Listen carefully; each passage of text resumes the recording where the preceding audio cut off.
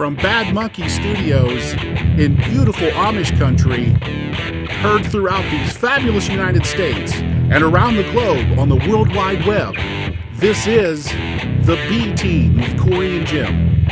This is the B Team with Cory and Jim, coming from you today from the Freckled Pigeon. Happens to be Bill G's favorite club, or pub, as it were. And he is sitting in as co-host today. Cory's off, spending some time with his family. So we are just going to talk about fun and funny and ladies. Just before we got started today, we got into a conversation about sexy versus beautiful. Yeah, and Cory's with his family.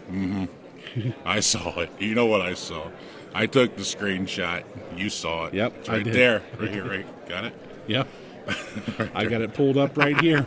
So I watched What is that, the Today Show or something? Yeah, it's one of them. It's one of the morning shows. I don't know, man. I was flipping through it. It was just so obvious to me. I had to stop nice and early in the morning, and I'm flipping through to see what's going on. And it couldn't have been more plain. It's like I stopped where, the studio, how they have the studio set up. They're in there doing their work, and then they have the people out on the sidewalk. And it's going on in New York. Like, I think they're pretty close to Times Square or whatever. So, I'm flipping through at a pretty good pace, man. I just stopped on for, 2 or 3 seconds on each channel. And then when I got on the Today Show and standing outside on the sidewalk with everyone else. They have that big window. Yeah, they have the big window. Everybody can stand outside and watch them do the show. And who do I see, man? Big, tall, dark individual with a trucker hat on. What does that trucker hat say? Big letters XM. And I know we were being mocked. I know that because somebody, he knew somebody had to see that, and that we were going to be talking about this today. So you're telling me that you saw Cory in the window at the Today Show. You have got, what's that picture look like? What's the picture look like? It looks like Cory in a muscle shirt, of course, because he, in his mind, when he looks in the mirror, who do you think he sees when he looks in the mirror? Diesel or The Rock? Who's Rock, he seeing? Rock all day long. All day. So you see Cory, a.k.a. Little Rock, standing in the window with a muscle shirt. Is he like tanning? Is he doing self-tanning? Because it's pretty heavy, dude. He's orange. He's a little orange right now. I don't know if he's getting ready for a show. I don't know. I haven't seen him in a while, but it was so obvious that he's got his hands over his eyes like that, just shading, trying to see through the glass. Yeah. And it's like, and that big hat, that big giant hat he had on with, and the letters XM couldn't have been larger on that hat. So you think they're I know what the hell's going on. You think he's shaking some hands? Yes. There in New York? Yep. And they're shaking right back. Pinning some deals. Well, we wish him the best. Him and Maddie and Camelama Ding Dong. Wow. Taking some time off and getting to know the family a little bit. So here we are. We are at the Freckled Pigeon, one of your favorite watering holes. Now, have you performed here before?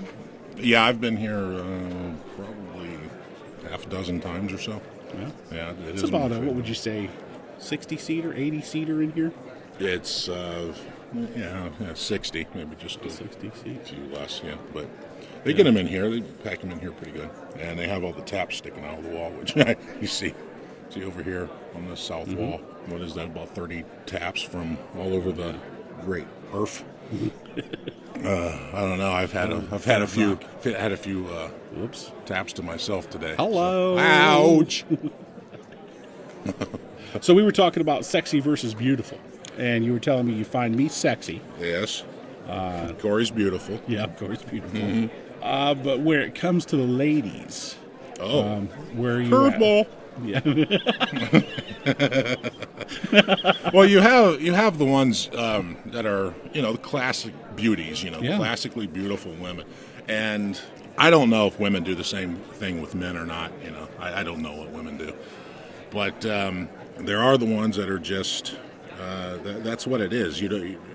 As a man, as me, I'm just speaking for myself. There are the ones where you want to look at them. Those are the ones that you don't want to mess up their makeup. Okay. But then, Yeah. then there are the others, the sexy ones, where they're not classically beautiful. A lot of them really aren't pretty, or whatever the difference is there. But they have a look about them, man.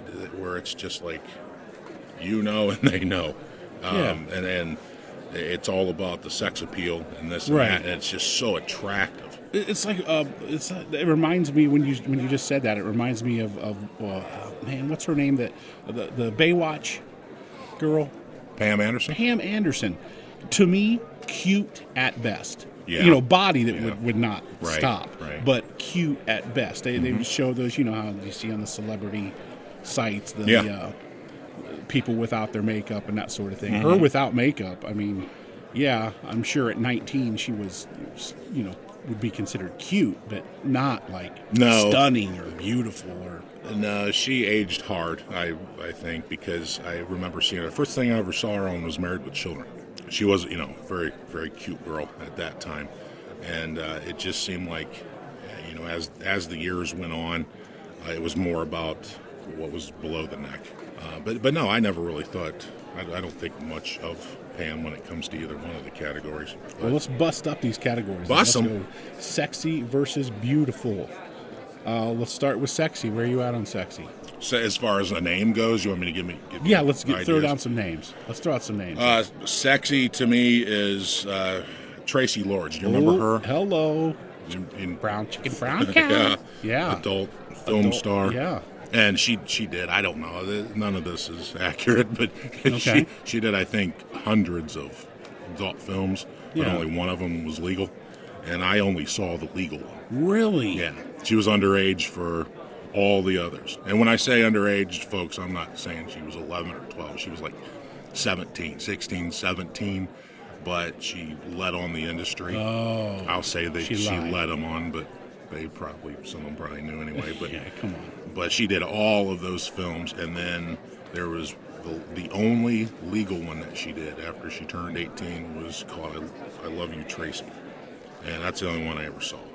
She instantly became an outcast to the industry because there were all kinds of charges brought against people.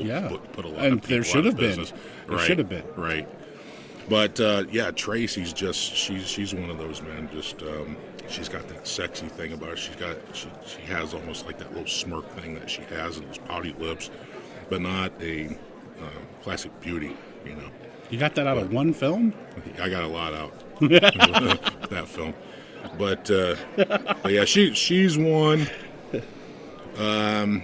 Gina Gershon, another sexy, not beautiful. Yeah, what could we catch her in if somebody wanted to see her? What was she in? Gina, she was in a episode of Curb Your Enthusiasm I saw.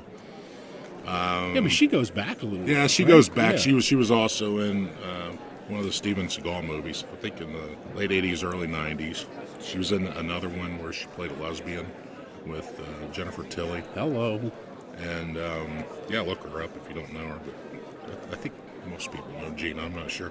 But she's another one. To me, it's not that model look.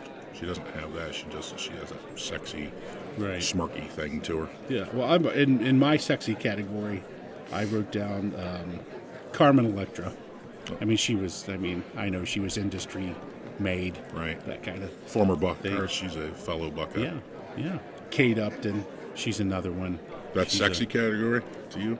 You know what? Does she make the transition? Is she a carryover into the beautiful category? She could touch on it. I'm with you. I'm not in that beautiful thing. No, she definitely makes the sexy. Now another one I think kind of carries over into both is Selma Hayek. Dusk to Dawn. Oh wow! Giant snake. Yeah, more recent. Well, thank you. More recently, this is good here beer. Here comes the boom. Oh, that's right. Yeah. She was in that with Kevin James. Kevin and Ace Frehley, whoever his buddy is. The fighter. Who's the fighter? Dolph Lundgren. Who's he's in there with Fonzie. Yeah. I know Fonzie's in that mug. And then you got one here, Annabella. I'm not sure that last name. Did I tell you I met Fonzie? No. Yeah, one of the places where I used to be employed. I saw him walking through, and it was hilarious, man, because you could see him coming a mile away. He had he had a real bright orange sweater on. There was no doubt about it. I mean, he wasn't hanging his head trying to hide. He wasn't wearing a hat, nothing. It was him. It was Henry Winkler, man. Here he comes. And it was almost like that, like in Schindler's List, where everything's black and white and the little girl's wearing the red dress. That's kind of like what it looked like. Oh, beer is awesome in this place. But you could see him coming, man, and he walked right past me. And I never did, really. I saw celebrities there all the time, and I didn't speak to any of them. He walked past and just had a big smile on his face. There was a woman there, I believe was, of course, his wife or something, and kissed her goodbye and went through the doors and was gone. I don't know who she was, but she was there with him too. But yeah, I saw him there. It was pretty cool. But he wasn't incognito, that's for sure. Okay, now I'm lost in our bit here. Now, you found him sexy? Or is this beautiful? The show right now? Are we doing it? Yeah. So, besides Fonzie, you have... What, now, is he sexy or beautiful? We'll just mark him as sexy. Oh, man. He could turn a jukebox on just by punching it, so that's sexy. Come on. No, but the one you have marked at Annabella Sciorra. Oh, Annabella Sciorra. Yeah. Okay. What's her story? Story? She was the one that she's been in several things, but she was in The Sopranos as the car salesperson, and her and someone like that. But boom. Just get a little gabagoo. That's enough, Christopher. But yeah, she was the salesperson, and they ended up having an affair, her and Tony. But she's sexy. Give me that bat. Not beautiful. Give me that bat. I'm gonna beat it in its skull. Oh, Tony. Gabagoo. And so that's all I have in my sexy list. Of course, there are more out there. You see sexy every day. You know what I'm saying? Sex sells. Now, we've mentioned a bunch of sexy ones. Who's like a classic beauty to you? I begin and end with Sofia Vergara, or Vergara, however you say that. I'm not really sure. Yes. That's how Cory says it every time. Yeah. She's from Modern Family. Yeah, come on. Jeez, Pete. Yeah. And she's unbelievable now. She's as hot as Arizona asphalt now. Mm-hmm. I can't even bring myself to look up images of her like when she was 20 to 25. I know she was a model. Yeah. I can't imagine. Weren't you telling me that every time she comes on TV, you make some sort of noise? I do, yeah. It gets a look from somebody else? Yeah. Hannah, I cannot watch it when Hannah's in the room because every scene because they highlight her assets. Yeah, right. On TV. So when every time they cut to a scene with her, I'm like, oh. Kind of the way Phil is. Whew. Phil Dunphy plays the same role, just you do it off screen. Yeah. Yeah, and that got noticed a couple times. And she doesn't comment. She just gives me that look like, I'll kick you in the throat. Right. At some point. Sorry. Mine would be somebody like, going way back, Grace Kelly. Ooh, the classics. Yeah. Classic beauty. And I don't know too many people I've talked to that remember the movie Once Upon a Time in the West, but the woman that played in that, Claudia Cardinal, that to me is the idea of beauty. Now, granted, today with HD stuff, you're seeing pockmarks, you're seeing, if a lady's got just a wisp of hair on her upper lip, you're going to see that with HD. Back then, when we're shooting film and everything's analog. And they put on that super pancake makeup. Yeah. But, still, there's, bone structure's bone structure. Not going to change that. But, that camera can do a lot for you or against you. What was Raquel to you, Raquel Welch? What category she's is another that in? one. She's beautiful. There's no doubt about it. But, they're sexy in there. Come on.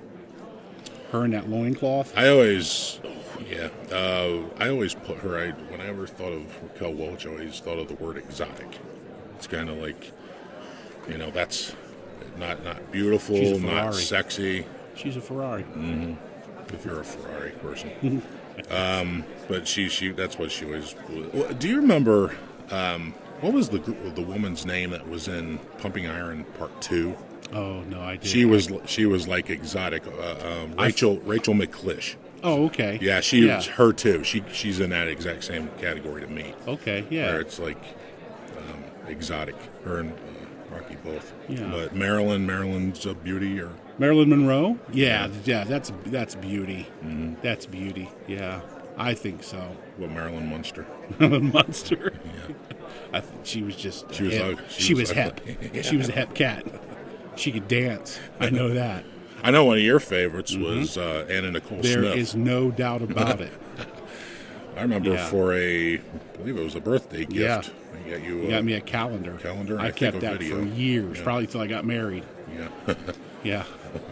And that was in her heyday. That was, I think that calendar might have been what launched her or whatever.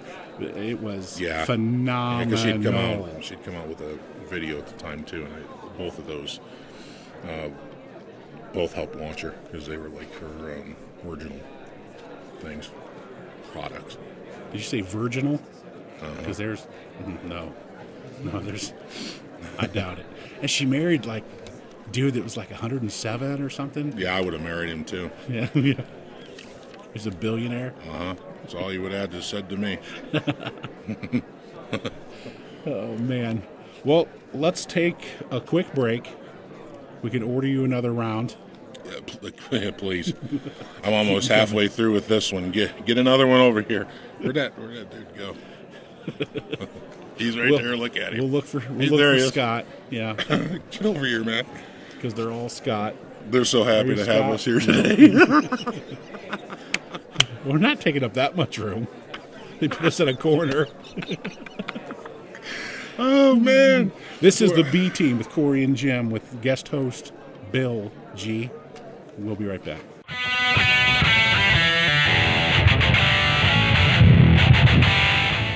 O'Brien Medicine.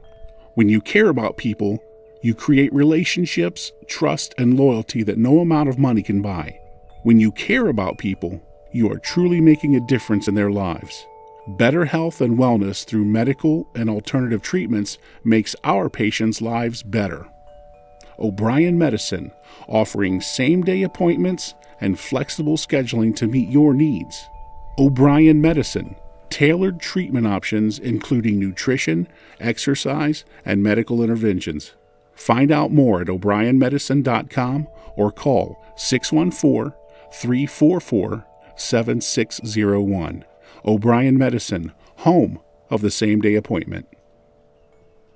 Hey B-Teamers, this is Jim, letting you know that our quality, all-cotton, pre-shrunk tagless tee is now available in our store. From the beach to the boardroom, nothing says, "Hey, look at me, I'm adequate," like a B-Team with Cory and Jim t-shirt. So go to our website at point19productions.com and get you some. Hi, this is Emma Woods. Check out my book Beast and Savages and listen to the B Team with Cory and Jim.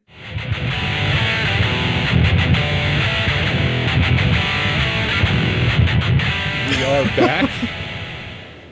We just closing up the sexy versus beautiful. Oh, I'm sorry, man. Oh, And we're blocking off with all these taps from around the world that they have here. They have, just to let everybody know, man, they have a dozen taps set aside for, and they're just sticking out of the wall. It's just beautiful. If anybody's ever been to the Flying Saucer, down in, I think there's one in Memphis and Little Rock and places like that, that's pretty much what this setup is. They have a dozen taps for, geez, man, you have Germany, you have the domestics, Canadian. Each one of them has 12 taps, and we're completely blocking out half of Germany. Oh. Oh, and in Ireland too. Of course, can't forget about that. But I'm Aaron, use go the broad. word hogging up. We're Ireland. making ourselves as small as possible. It's hurting, man. Sorry, just having a good time, man. Well, we are going to try a segment on you that I've been threatening to do for a long time. When we get you back in the studio. Good day for it. Okay. But we're going to do it here and now. I made a quick list at the hotel, and we're going to play 20 questions. All right. Now, what Cory and I did, we did this to each other, among other things, and we did it rapid fire. Okay. Oh, wow. Okay. Yeah, and I know that that's an issue. I have OCD. It's documented, well documented. You have something that's yet to be identified. Yeah, it takes me about a year and 3/4 to get ready, prepare for anything. Yeah. Okay, so Yeah. So Bill wants me to put it out there. Now, he has not seen these questions, but I am going to. We're not going to put Bill on the clock. We are going to let this work its way through organically, and hopefully get us up to about the 1 hour mark. I think Bill has his eye on a fat steak and another scotch or two, but I'm not sure. I'm not positive. Those Guinness are smooth, sir.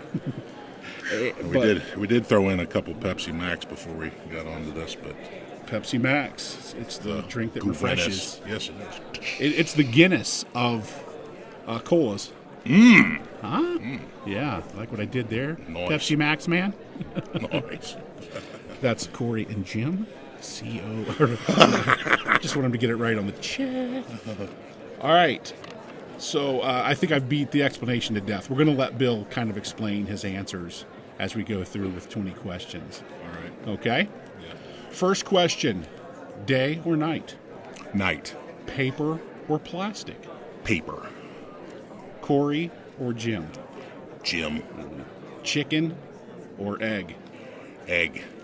Wow. Wow, you're really stretching. I am blowing your mind. Favorite movie? This is going to slow him down. Ooh. Hear the brakes, man? There we go. This is tough, man. Because I'll say it and then I'll be thinking about it in 5 minutes, and Yeah. I have probably 5 my favorites, but When we get back to the hotel, you'll say, I'll say. "Oh, I I'll be- should have said." I'll be like, this, you know what, man? I was wrong. But I am going to go Blade Runner. Wow, nice. Favorite allergy? Fish. Nice. That's mine. I know. You know, there's people that are allergic to water, but this isn't about me. This is about you. Taco Bell or Arby's? Taco Bell. If you really need to clean house, you go to Taco Bell, and that gets it done for you. Yeah. Penis or dick? Dick. Mustache. Selleck or Elliot? I love me some Tommy, man, but I gotta go Elliot. The double douche. See, that's me. Hey, me-ho. The double douche. Me-ho. Yeah. Lucas or Disney? Lucas. Cake or pie? Pie. A particular Apple. shoe size? Yours. 12. Favorite car? This is going to take a minute. Lamborghini. What? Already there. Surprise. T or A? Tea. All day long. I know your stance on A. Exit only. Yeah. You look at them. Yeah. Racism or pedophilia? Racism. Now or then? Then, without a doubt. Favorite villain? Darth Vader. Beard envy or penis envy?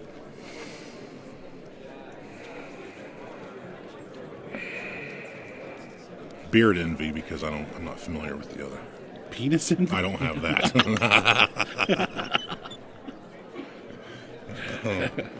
Dog or cat? Dog. Comic or comedian? Comic. That way you don't confuse it with comedian. Oh, okay. Which would be the Something feminine. that doesn't exist. oh my. Well, let's just say it's dead now. Those letters. It was blonde and died, I think, last year.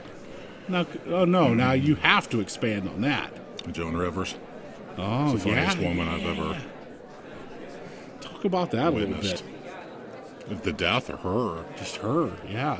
Joan was What she brought to the table. Joan was People- absolutely Yeah. filthy, nasty, beautiful, Yeah. fantastic comedian. Loved her to the end, man. I saw one of her last stand-ups that she did. It was just about an hour and 45-minute show, and she was throwing herself down. You know, what was she, Jim? She was 81 or something, and she's throwing herself down on the stage and just playing up the whole thing, man. And it just whatever to get the laugh and get the check at the end, and just went through a ton, but. Whatever, everybody goes through a ton, but it's just like the talent. I'd never seen anything like it before. Now, there's one woman who never really, I think, got the big break, who I think deserved that break, but for whatever reason never happened, was Vicki Lawrence. That was on the Carol Burnett show.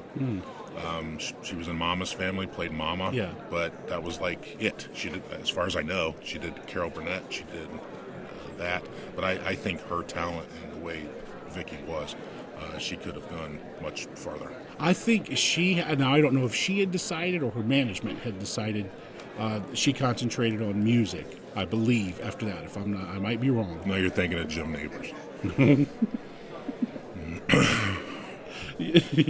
How many times when we were kids did somebody a lot older than us say, "That's Gomer Pyle singing right there. That's Gomer Pyle."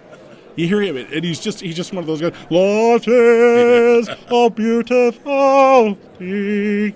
He was one of those guys. Yeah. And everybody, all old people would say, "That's Gomer Pyle singing right there." Can you believe that? Well, yes, I can. Yes. Back to Joan Rivers. She mastered something that you usually don't like.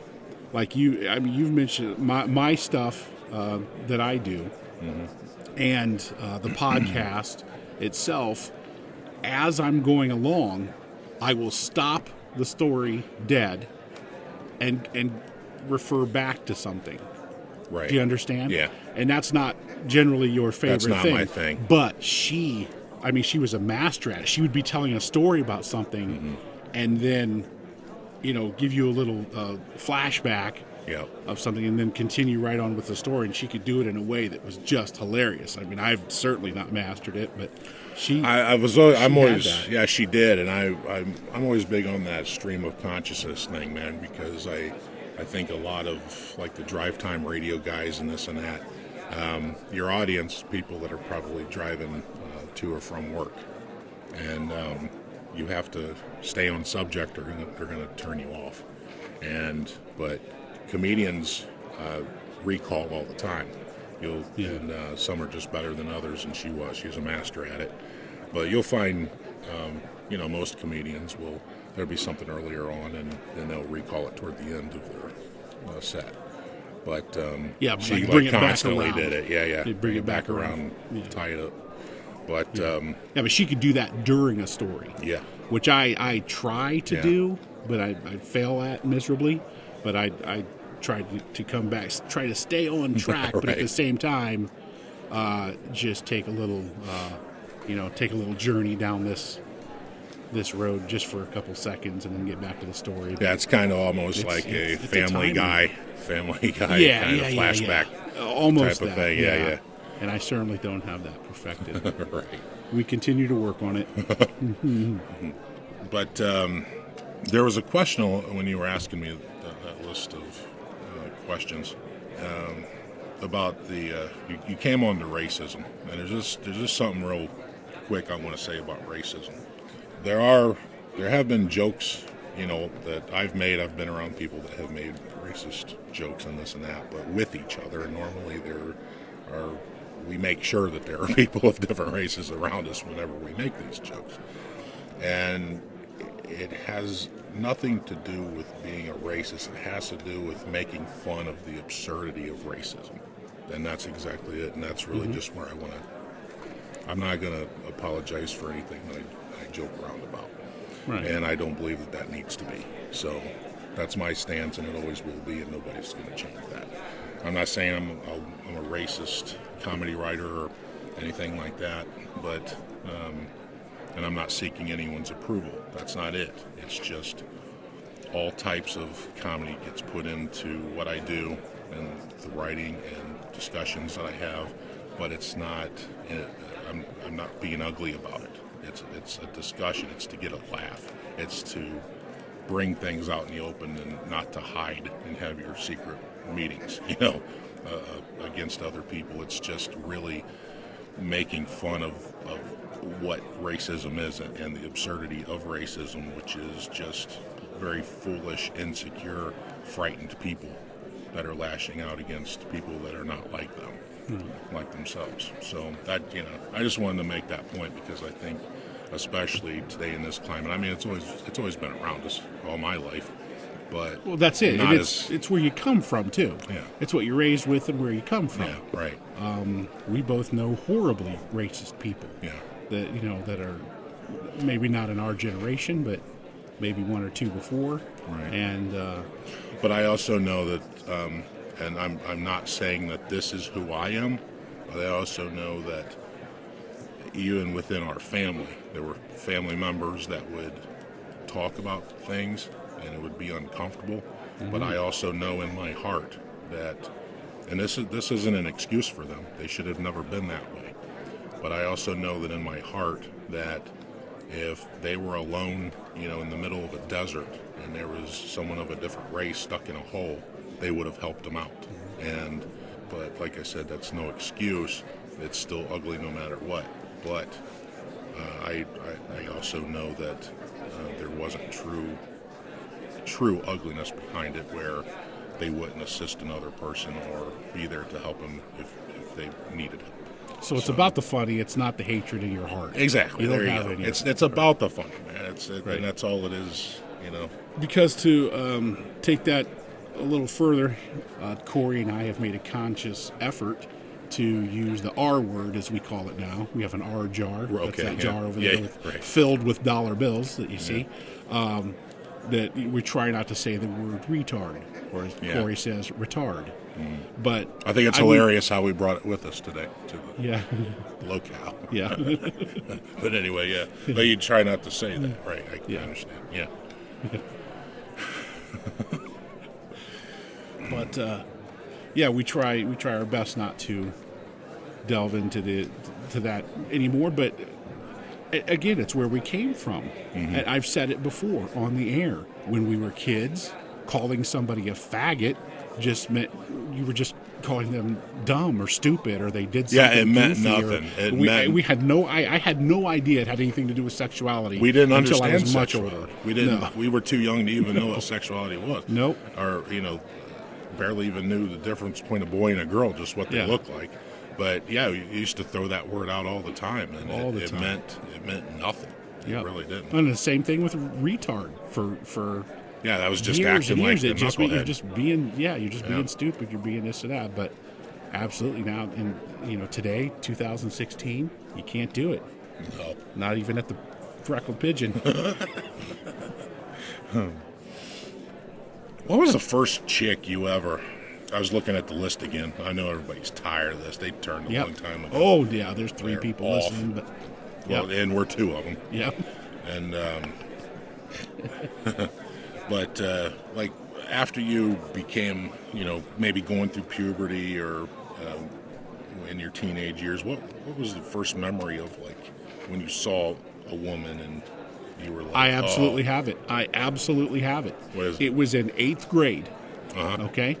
We were in 8th grade, and I can tell you the girl's name. I won't tell you her last name. Her first name was Teresa. She was the first person to, I don't want to say the word sprout. She was the first person to mature. Blossom. First, yeah, among the females in 8th grade.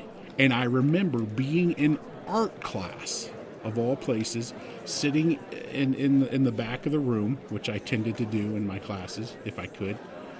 And she was called up to the front for some type of presentation. Yeah. And it literally hit me like a slow motion scene in a movie, where she stood up, did the hair flip, Phoebe and Cates. in my mind, she just, with a little glint in her eye, gave me a wink, but she didn't really. She didn't. Yeah. But she slow-mo walked to the front of the classroom, right. And as she walked, I noticed some bouncing going on in the chesticles, and I was like, wow, that's really nifty what's going on right there. Right. And when she got up to the front of the class, no idea what she did the presentation on, no idea what she was talking about. I was just staring at her sweater the entire time. Just wondering. And I was like, holy moly. And then, I felt that, And it hasn't stopped since. No. Nope. Yeah, I was like, that is really neat. And then all the, everything that goes with that. Mm-hmm. I mean, I couldn't have stood up to save my life at that point. Well, I was in 8th grade, so it wouldn't have made any difference. No. It would have just looked like, another pleat in my pants. So. I was, this isn't the time, but I do remember, just sitting here thinking, I know when my time was, and I'll tell you, but I do know when I was probably 7 and I was taking swimming lessons. 7? Yeah, I was like 7, and the woman, I say woman, but she's probably like 13. Yeah. And she had to help. Like, I had to do the float, I had to swim on my back. Yeah. And she had her arms underneath me, and she was, just going across, so in case I flipped out or started to drown, she was right there. And she had her arms underneath me.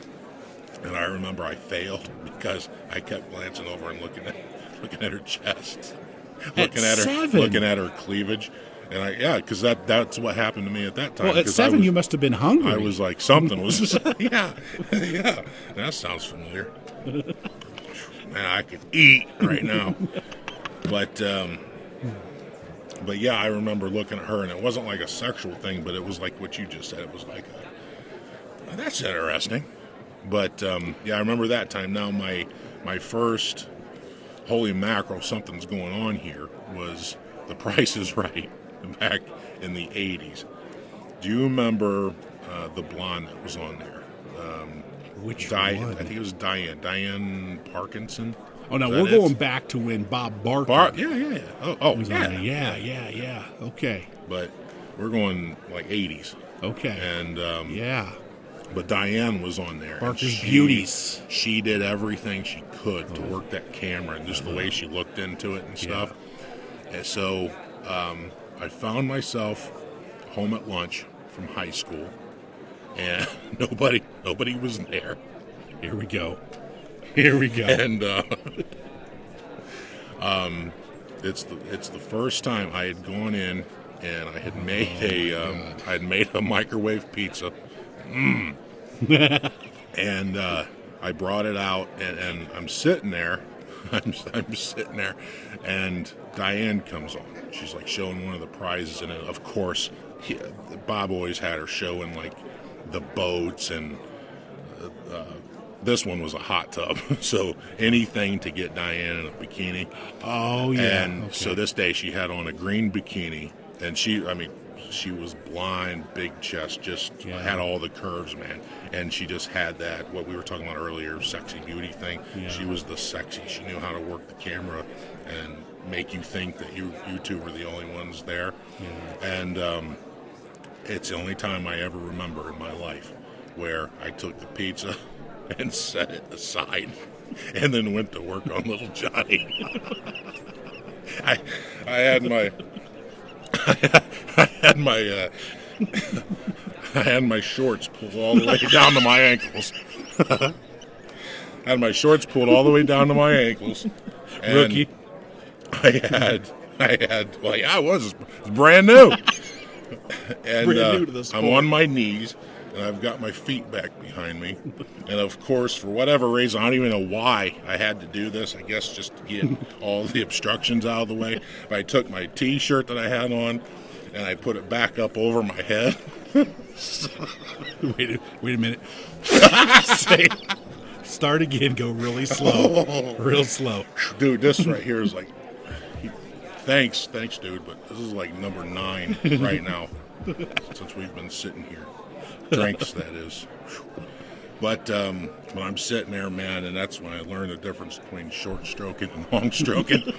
But as soon as that happened, and it's awesome because, I mean, it's like your first time, and it's like, this is incredible. But still, you're like, are you sure there's nobody here today? Is the house empty? Because, I mean, how much of a nightmare would that be? You know, Dad comes popping up out of the basement.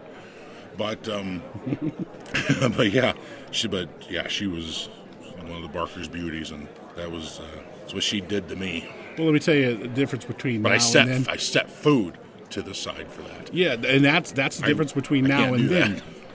All I wanted to know out of that whole story is what kind of pizza it was. Yeah. What you add on the pizza. Man, amen to That's that. more important to me now. I've been divorced for 5 years. I care less. That's what I want to know. I want to know about the food and when's it going to get here. I think Bill's ready for his steak. I am. Ooh, you know how the bloat. They put the big O rings on them here. The big onion rings. Oh, do they? That'll go good with that extra heavy Guinness sitting in my stomach. But 7. So I didn't even know what. Now that's not when the Barker's I understand. thing You happened. said that was in high school or something. That was probably 12, 13, something like that. But so I'd actually been home from the middle school. But 7. I do remember. I failed my. I did fine swimming. You know, on top of the water, whatever the hell that's called, just swimming. Yeah. And then underwater. But as soon as Chesty McGee got a hold of me doing my back float, I couldn't stop looking at her cans, and I went all nuts. So I you lost made- track, and she's like, "You have to swim," and it's like, "Give me a bony chick over here, would you?" So you made tadpole. You couldn't get to flipper. Yeah, right. Okay. Oh, Awesome. anywho, so what's going on with Jimmy? Not a lot. The wife is in Haiti on a missions trip, so That's right. it's been H-bomb's gone. I got a little. Got myself a babysitter tonight for the night, so you and I could come and do this gig that you got to do here, and I got to come and watch you. You gonna be okay for a show? It's like 5 hours to your show, and Oh yeah, you're already 8 deep, 9 deep. This is 9 right here, and I don't know what's going on, man. It must have been because we did a lot of out in the hot sun time yesterday, but I can usually do 9 and I'm good. But I'm feeling it right now. But the steak will absorb it, and then we'll probably have 2 or 3 more after I have the steak. But yeah, I'm good. I'm good. You'll I hear know- the I dog know where before I am. you. Before I jump up there to.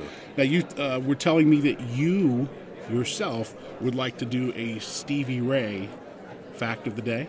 Well, we'll do a Stevie Ray fact of the day. I of course, I'm a huge fan of his as well. Stevie Ray, fact of the day. I'll just do one off the cuff since I don't have one here. I didn't do research, but I will say that. Gee, I thought Cory wasn't here today. Ow. But I'll just say really what I know. I'm looking at his guitar right now. There's a picture of him here. Yep. But Your Fender Stratocaster. I heard that he only used heavy gauge strings. Yes. He didn't use like standard strings. They were all the. What would that be, Jimmy? The one up at the top is E? that the? It's the E, but it's that's a low E. Yeah, the low E. Well, he used all the strings were of the same diameter, which would have been the low E string, and he just tuned them accordingly. That I would take issue with. I don't think that could happen. But they were all higher gauge. And we can go right now. No, there's no need God to go. damn. I ordered the exact string because I, of course, knowing him and researching everything I could possibly research about the man, I found out what gauges his guitar tech put on there, and I had him put on my guitar. Now, I'm not going to get into a big guitar thing here, but where the strings go on down at the bottom, there's a spring down here where the whammy bar is connected. There's a spring, and the gauge of strings that he used. Are you talking to me?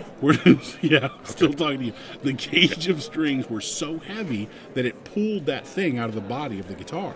Oh, so you had to have a special string or special spring put in there to hold that all together. They were so heavy. That's because his hand strength was incredible. They said his hand and finger strength was phenomenal, like no other. That's where it came from, is his finger strength. So to be able to bend those. You point out the fact I lied to everyone. No, not just that you don't know anything about Stevie Ray. That's all I pointed out. You didn't lie about anything. You just don't have knowledge. I think I didn't I say, unless I'm mistaken. God damn, you just came in hard, Jack. Yeah, I came in hot.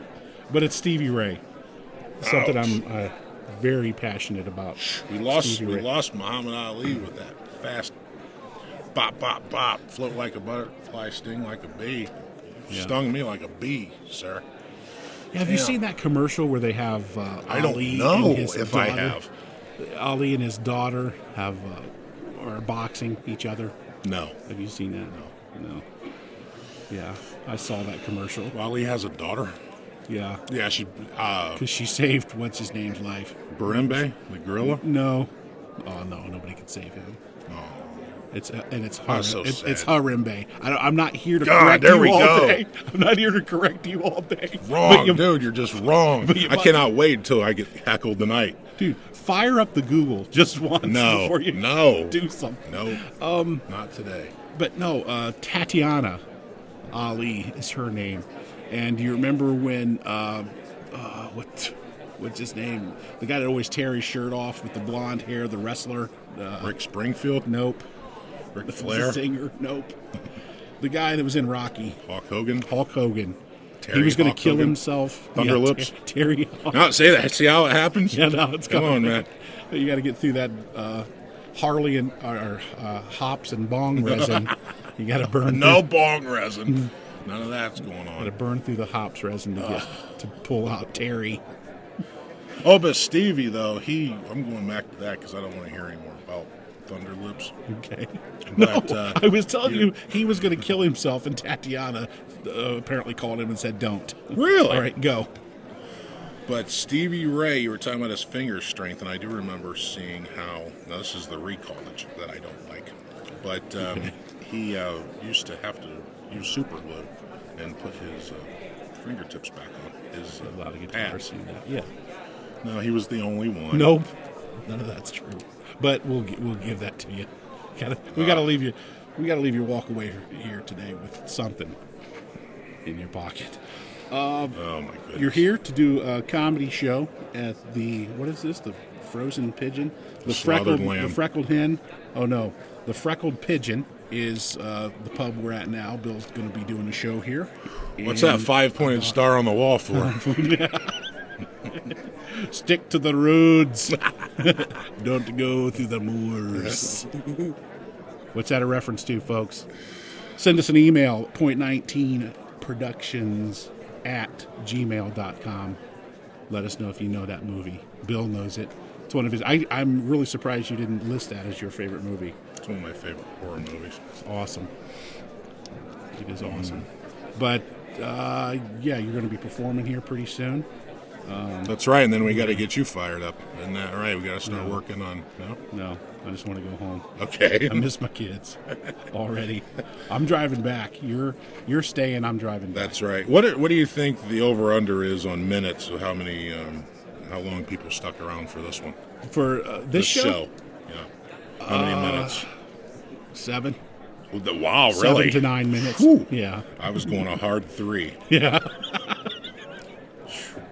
I'll never apologize for anything that I do, but sorry. And I'm gonna write when I do the little synopsis on the site. I'm gonna put sorry, and I'm serious. SIRIUS. Nice. I was going to do that, but I don't even feel worthy to do that. I'm just going to spell it out. Well, listen, we're shooting from the hip today. No. This was a last minute, on site. We didn't do a. You see the disappointment. Did you see the disappointment in the dude's face up there? Yeah. The guy that owns the place. Yeah. And he said, "Well, yeah." He's like, he went to shake my hand. You go, "I'm Jim," and he looked at me. He goes, "Cory." And I was like, No. And did you see the look on his face? I said, "What? What are you doing?" Cory, I thought you worked out. But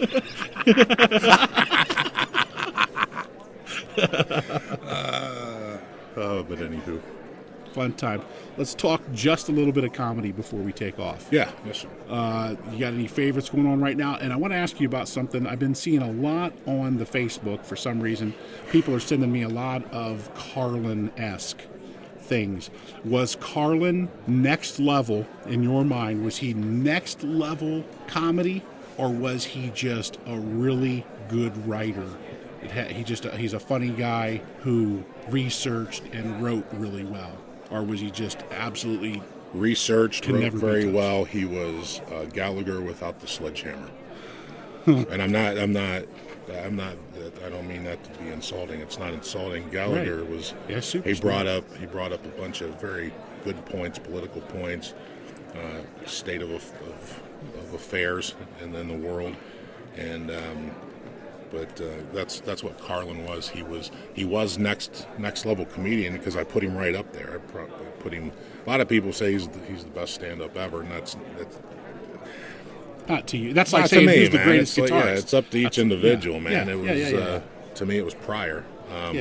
But Carlin is in there because I like to hear his stuff. But it's not much different than like Klein's work. It's kind of the same thing. Just Richard Klein gets into a bunch of political things. Real heady. Yeah, real heady stuff and this and that. But he was funny. I liked him. But yeah, next level comedian. But I don't put him in that category as like a nightclub guy. He's a guy you get up there. He writes a special and stands up on stage for an hour and gives it to you. Or at a stadium. That's at the very least. Yeah, I was a Carlin fan, but didn't worship him. Right. Yeah. Who's out there right now? Who's out there making it happen right now? My guys. Might not know about. My guys are Nick DiPaolo. Yeah. Bill Burr. So bust this cocksucker right in the mouth. Yeah. Sounded nothing like no. I know. But it was. Just the last name makes me want to talk like that. But Nick sometimes, I think just from hearing from other comedians, and I get the vibe a little bit too. He's probably just a little too harsh for the political environment. Not for me. I love that type of humor. He should be more mainstream than he is, but I think he's just held back from, because of his beliefs and the subjects he speaks of and this and that, which is too bad. But Nick to me is one of my favorites. Then you have Bill Burr. Going back to that, let me go back to that just really fast. Mm-hmm. I think there's a difference between, there are brave guys out there that are saying things and saying meaningful things, right. And then there are just thoughtless guys out there that are just stabbing for that joke. Oh, absolutely. So you know what I'm saying? Yeah, absolutely. And I'm sorry to say, I kind of I believe what Nick's saying. When he's talking, I believe Mm-hmm. I believe the old stories from the old neighborhood and all this and that. I believe that's going on or went on. But as far as politics and that sort of thing, I wouldn't go to him for my political for a fix of political humor. Yeah, I just wouldn't. But Louis C.K. He's the thing about Louis is though, and don't get me wrong here, man. I'm not putting myself. Nobody even knows who I am. but I wouldn't put myself on that level. But I do find myself, the most aggravating thing about Louis is that I can watch one of his specials because he's very prolific. I mean, he's coming up with specials about every other week.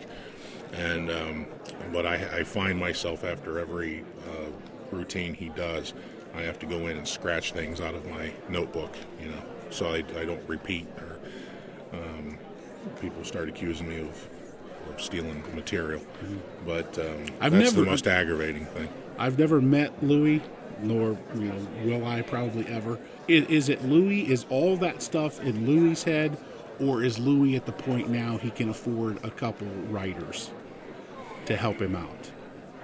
I'm sure anybody that's where they're at now have writers, but I think the basis of what he does is him. I think it's him writing. I don't know if maybe he's got someone that comes in and I don't know, I guess you would call edit, but well, you're always tweaking it. I mean, you're on stage. You're always tweaking. Yeah, you're always tightening you're always up tweaking stuff. Yeah. But as far as editing, I mean, probably somebody that may assist with the writing or something. My opinion is it's him. I know how I do it, and it's him. He puts his stuff together and goes out and works out the material. And he's a guy that's got a ton of confidence and certainly has put in the time. They say the 10,000 hours. He's got well above that.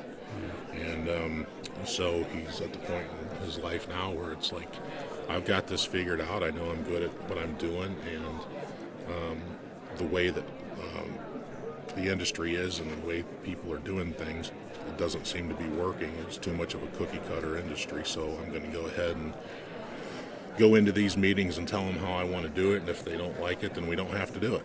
Right. And most of the time that gets them, it's like going in and buying a car. When you tell them what you're willing to pay, and if they don't give it to you, you get up and walk out, well, they'll probably meet you at the door saying, okay, yeah, we can do it. I think that's how Louis goes into these meetings.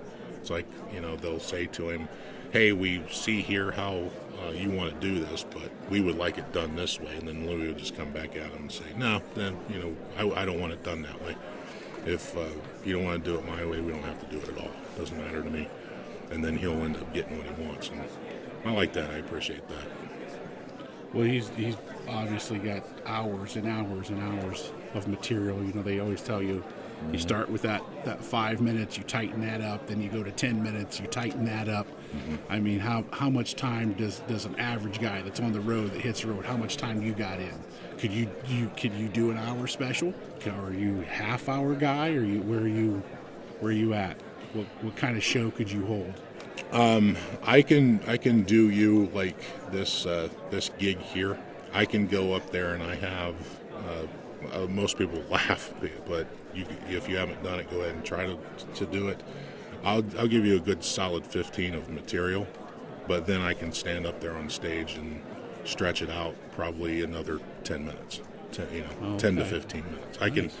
I can on a night. I don't feel like standing up there for a half hour.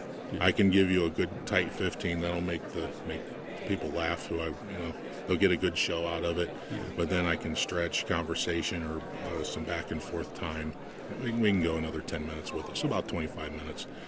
People that are just starting out, and some advice is that do exactly that. When you get to your open mic, like my first open mic was 5 minutes, and this is what you should do. You'll never get a true sense of time until you go up on stage and try to do stand-up, because 5 minutes seems like an hour. And unless you're really rolling. Once you get it down and you have your material tight, time goes fast.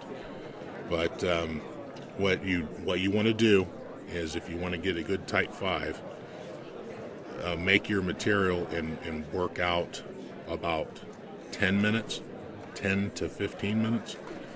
And that you will find out that 10 to 15 minutes will get condensed really quick, where you have, because of your timing and your laugh breaks and this and that, everything will get condensed down to a tight 5. So just double what you're going for, and then start working out the material where you want to put this joke, because that's what you'll start doing. You'll put this joke first, and then you'll think this one is a good finisher, good closer, but maybe it doesn't belong there. Maybe it belongs somewhere in the middle.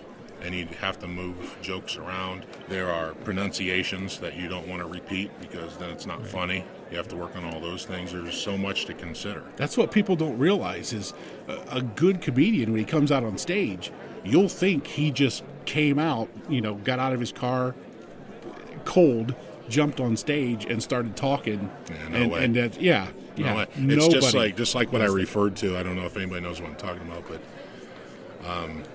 it's been said that you don't really perfect or get really good at something, become a true professional until you have 10,000 hours at doing that specific thing. So you're talking about guys that have been in the business for decades. They are just now getting it, and they feel comfortable coming out, and they make it look natural. Well, don't jump ahead of yourself if you are just starting out and you're thinking about going and doing open mics, because that technical stuff will come. If you're really serious about your craft and you want to turn this into a living, don't overwhelm yourself, because there's so much information, there's so many things. You're going to be looking up on YouTube trying to figure out, what should I do here, what should I do there. Well, just do it, man. The first thing that you want to do is just get a couple funny things, some ideas about what you want to talk about, and jump up there on stage. You're going to have to, if you have any anxiety about talking in front of people, you're going to have to get over that and get that worked out. Plus, an audience knows that you're brand new, right? They know you're at open mic. Yeah, but they're not expecting a pro. Yeah, but don't walk up there. Yeah, that is true, but don't assume anything about the audience, because who knows, especially places where alcohol's involved or if people just want to be jerks. But yeah, I mean, they should understand that, especially if they have a big banner over you that says open mic night. But your MC will usually bring you on and announce that. Hey, give them a big hand. It's their first time up or whatever. But they want to be entertained. Well, they usually have like an open mic night. It's not just you. At an open mic night, there's 30 people going to go up there.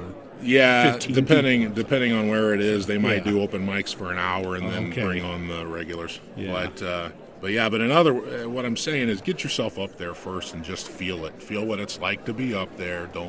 You're gonna fail. You're gonna, even when you get really good years down the road, you're gonna fail. You're gonna have miserable nights. But when that time comes, when you are what I'd like to call seasoned, you have that experience, and you do have a failure, you have a really bad night where you just bomb totally, you have to kind of internalize that and even make that funny to yourself. Just don't get to the point where you're really enjoying the bombing. But the best bomber in the world is Norm Macdonald. Norm will go up there and bomb all day long, but he turns it in. His bombings end up being some of the funniest things he's ever done. Yeah. But you'll understand, man. Just first of all, get some stuff together, maybe some ideas about what you want to talk about, and then get up there and just so you know what it feels like. But anyway. Right. Anything you're pushing, you're selling, you want to let them know about before we just my Twitter account at @1BillG. It's at the number 1 Bill G, and that's my Twitter account. Anyone can DM me anytime. Just no porn and no ridiculousness. Okay, this has been the B Team with Cory and Jim. Special guest Bill G from the Freckled Pigeon. Thanks to them, by the way. Thanks, man. Great Thank you service so much. And for the space, and sorry for blocking out half your taps. Great beer. Just can't wait for that steak and those rings. All I ask you to do is love somebody.